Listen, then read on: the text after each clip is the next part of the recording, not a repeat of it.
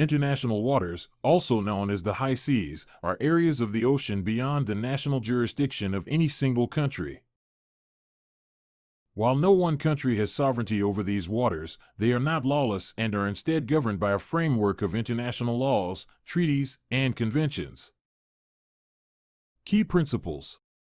Freedom of the high seas. This principle allows all nations to navigate, fish, conduct scientific research, lay submarine cables, and overfly these waters. Flag state jurisdiction. The country where a vessel is registered, the flag state, typically has legal authority over that vessel and its crew on the high seas. For instance, a cruise ship registered in Panama follows Panamanian law in international waters.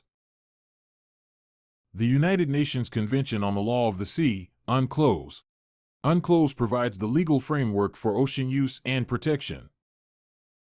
It defines territorial waters, up to 12 nautical miles from the coast, where nations have full sovereignty, and exclusive economic zones, EEZs, up to 200 nautical miles, where nations have rights to marine resources. It also regulates the high seas, promoting freedom of use and shared responsibility for the environment and resources. Environmental protection and resource management.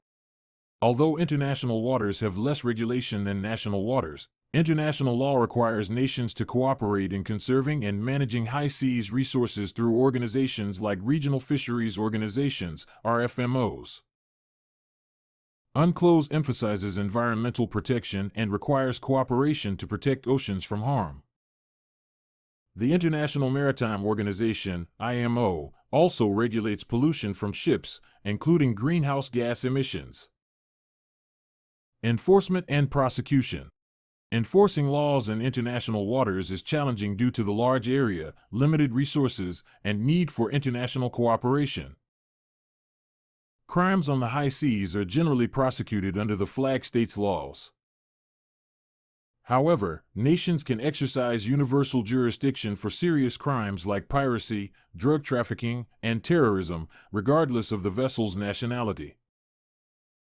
In the U.S., the Coast Guard enforces maritime law in U.S. waters and on the high seas and can board and inspect vessels. While no single nation controls international waters, they are governed by a complex framework of international laws, treaties, and flag state jurisdiction that balances freedom of use with responsibilities for conservation and environmental protection. Thanks for watching. Don't forget to subscribe.